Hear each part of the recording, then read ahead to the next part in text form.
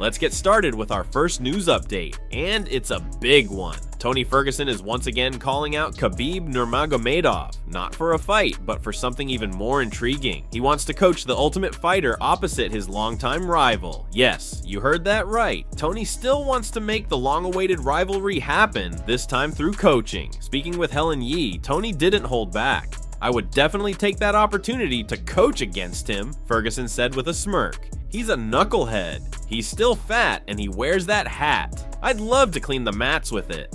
Tony has always had a way with words, and this time is no different. While some may laugh off the idea, Tony made it clear he's serious.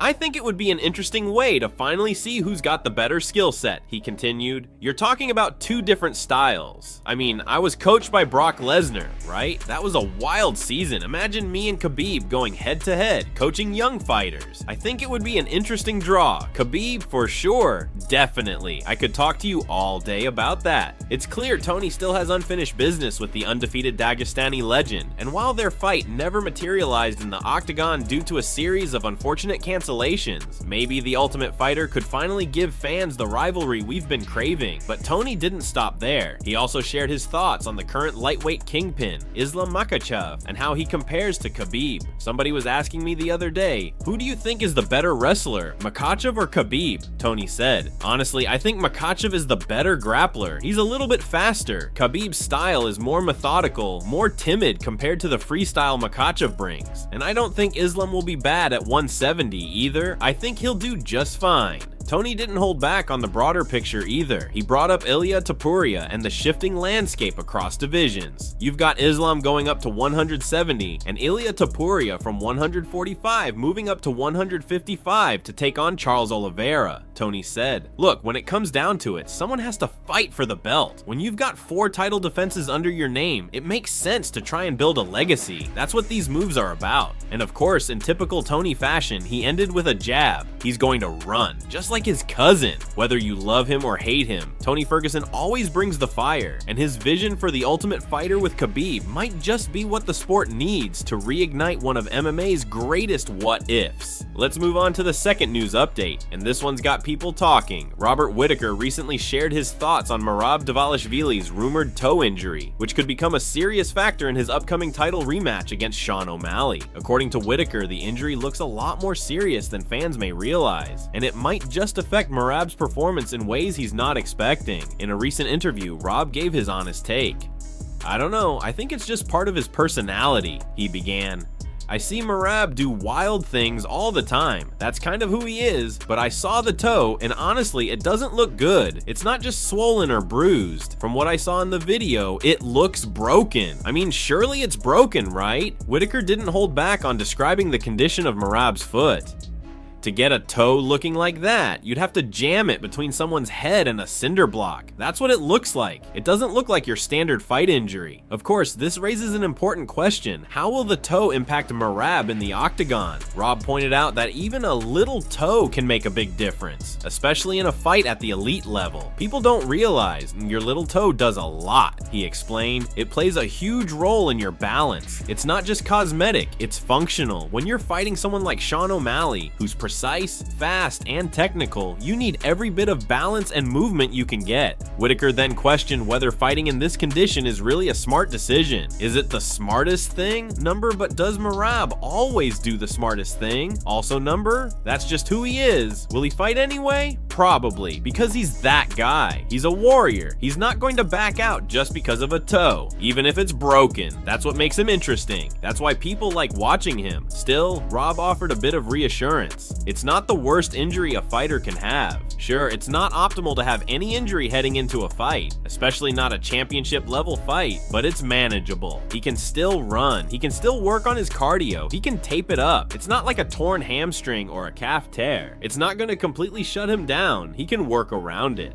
He concluded with a note of uncertainty and curiosity. Maybe it's not broken, maybe it's just badly bruised or squashed, maybe it's just one of those injuries that look worse than they are. We'll see what happens. Either way, I'm definitely interested to see how he handles it. Whether it's broken or not, one thing's for sure. All eyes will be on Morab's foot when he steps into the cage. Let's move on to another headline making waves in the MMA world. Rising welterweight contender Ian Garry has expressed serious interest in fighting Khamzat Chimaev, one of the most feared and talked about fighters in the sport today. In a recent interview with Covers, Garry didn't hold back his confidence or ambition. "I'm not afraid of anyone," Ian said firmly, "and I believe I can beat everyone in this sport. If there's a way to do it, I can find it." That kind of mindset has defined Ian's approach since he arrived in the UFC, bold, fearless, and constantly seeking out the biggest names and challenges. When asked specifically about Khamzat Chimaev, Garry was full of respect but remained confident in his own abilities. "I think Khamzat is phenomenal at what he does," he admitted, "but I also believe he's not fought anyone who can do to him what I could. I'm built different. I love a challenge, and fighting Khamzat would absolutely be a challenge. That's the kind of fight that gets me out of bed in the morning. That's the kind of name that makes me excited." Garry's comments highlight a potential future clash that fans would love to see. Both fighters are undefeated, charismatic, and bring a high level of intensity to the cage. While Chimaev is known for his explosive takedowns and smothering pressure, Garry brings precision striking, excellent movement, and a sharp fight IQ. But for Ian, it's about more than just competition. It's about legacy, impact, and superstardom. He explained further, "I think the UFC has no lack of phenomenally talented fighters. There's so much skill in this sport, but it lacks superstars that can really reach outside of the MMA bubble. That crossover appeal, the ability to draw eyes from around the world, even from people who aren't hardcore fans, that's rare. You've got very, very few people who can do that right now," he continued, "and I believe that should be the goal. Not just being great inside the octagon, but being a name that resonates far beyond the cage. I want to be that guy, and a fight with Khamzat, that's a fight that would grab headlines across the globe. That's the kind of fight that elevates both guys. Whether or not the UFC will look to book that bout remains to be seen, especially with both fighters seemingly on different tracks at the moment. But one thing is clear, Ian Garry wants the smoke, and he's not shying away from any challenge, no matter how big the name or how dangerous the opponent. If this fight ever happens, it could be one of the most talked about matchups in recent memory, both for the skill clash inside the cage and the personalities outside of it. Let's move on to another exciting update from the world of MMA. Morab Dvalishvili, the newly crowned UFC bantamweight champion, recently spoke about how his life has, or more accurately hasn't, changed since reaching the pinnacle of his division. Despite earning the belt and gaining the recognition that comes with it, Morab insists that he remains grounded, humble, and even more focused than before. "Only what changed for me," Morab said in an interview, "is that I get so much respect now from other MMA fighters and fans. People see me differently because now I'm a champion. I have a status, I have a belt. But at the core, nothing changed for me. I'm still the same guy. I still surround myself with the same friends, the same teammates, the same close ones that have been with me from the start." For Morab, staying grounded is a personal principle, and becoming a champion hasn't shifted his identity. Instead of letting success get to his head, he's using it as fuel to go even further. "I'm even more humble, more focused, and more motivated now," he added. "This belt means I have to work harder, not just to win it, but to keep it." With his title comes the pressure of defending it, and Morab knows that in the world of combat sports, nothing is guaranteed. He spoke about his upcoming rematch with a familiar opponent, Ali, and emphasized the unpredictability of the fight game. "Every fight is a fight, no matter who it is," he said. "Even though I already beat Ali in our first match, this is a new fight, a new challenge. Everyone's telling me, oh, you've got this easy, but this is a sport, and in this sport, you never know. One little thing can change everything." The Georgian warrior made it clear that he doesn't take anything for granted. Even though he has reached the top, he remains hungry. "My life is good," Morab said with a smile. "I'm really happy. Of course, when you become champion, there's more money, more respect, more opportunities, but I try to stay humble, keep my focus, and stay motivated. I still train like I'm chasing the belt." Morab's love for the sport continues to shine through. "I love this sport," he said. "It gave me everything, and discipline, friends, and purpose. And as long as I'm winning, I'm enjoying it. The belt is a bonus, but the journey, the fight, and the growth are what matter the most." Morab Dvalishvili's rise is a testament to hard work, humility, and dedication. Champion or not, he remains true to his roots, and that's what makes him truly dangerous inside the octagon. Let's move on to another story shaking the MMA world. Robert Whittaker, former UFC middleweight champion, has spoken out in frustration and confusion over the current situation surrounding the UFC heavyweight division, specifically why Jon Jones still holds the title despite his long injury layoff and continued inactivity. As the days go by with no official update from the UFC, more fans, fighters, and analysts are beginning to question the organization's decision-making. During a recent episode of the MMA Arcade podcast, Whittaker didn't hold back when asked about the Jon Jones situation. He expressed how tired and disinterested he's become due to the lack of clarity from the UFC. "Honestly, who cares now?" Whittaker said bluntly. "Yeah, true. I'm done. I'm done with waiting. It's like Elder Scrolls 6, dude. You know what I mean? You just gotta play something else, man. I'm done." The comparison to a long-awaited video game sequel reflects the stale and stagnant feeling fans and fighters are experiencing. It's been months since Jon Jones last fought, and while he's still technically the UFC heavyweight champion, there's been no solid update on when or if he'll return. Whittaker went further, highlighting how the ongoing speculation and media noise surrounding Jones only makes the situation worse. "Honestly, everyone nagging him and poking at him and trying to get clips and stuff is worse for me. It's like, yeah, it's way worse for me. I'm just done," he said. "I think I get it. I don't know how Jones still holds the title, honestly." This isn't the first time Whittaker has addressed the issue, but now his tone has shifted.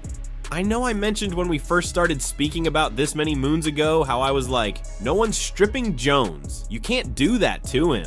But mate, come on, you're taking the piss now. You're taking the piss now, bro. Meanwhile, renowned MMA journalist Ariel Helwani echoed similar thoughts, pointing to the growing demand from fans. There is currently a petition circulating online calling for the UFC to strip Jon Jones, and that petition has already gathered over 115,000 signatures, an impressive and telling number. If Jon told the UFC that he's not interested, that's totally fine. Ariel said, "It's no longer on him. Strip him. Can we just move on? No one is benefiting from this." As the UFC remains silent, speculation continues to grow. Fans were already hyped over what appeared to be a major announcement from Tom Aspinall, who many believe should either fight for the undisputed title or be promoted to full champion. However, yesterday's rumors were premature. The big announcement turned out not to be a new pre-workout supplement, but rather a clothing partnership with Champion. Aspinall released a sleek promo video on Wednesday morning to confirm it. At this point, the MMA community is simply asking for clarity. Whether it's Jon Jones being stripped or a unification bout being scheduled, fans and fighters like Robert Whittaker are hoping the UFC provides some direction sooner rather than later. And finally, Ariel Helwani has given his reaction to the growing petition that demands Jon Jones be stripped of his UFC heavyweight title. Yes, the same petition that's already gathered over 115,000 signatures and counting. Helwani, one of the most respected voices in MMA journalism, brought up a very valid and solid point in his recent show. He mentioned that Jon Jones himself recently said he had already communicated with the UFC about his plans moving forward. According to Jones, he has made it clear that he is not interested in fighting interim champ Tom Aspinall, at least not anytime soon. So the question is, if Jon Jones has already informed the UFC that he doesn't plan to fight Tom, then why is the UFC still holding up the undisputed title fight? Why is there no progress, no updates, and no plan to move the division forward? At this stage, the delay is no longer on Jon Jones. It's not about him stalling negotiations or dodging opponents. If he's already taken himself out of the picture for now, then the responsibility shifts to the UFC.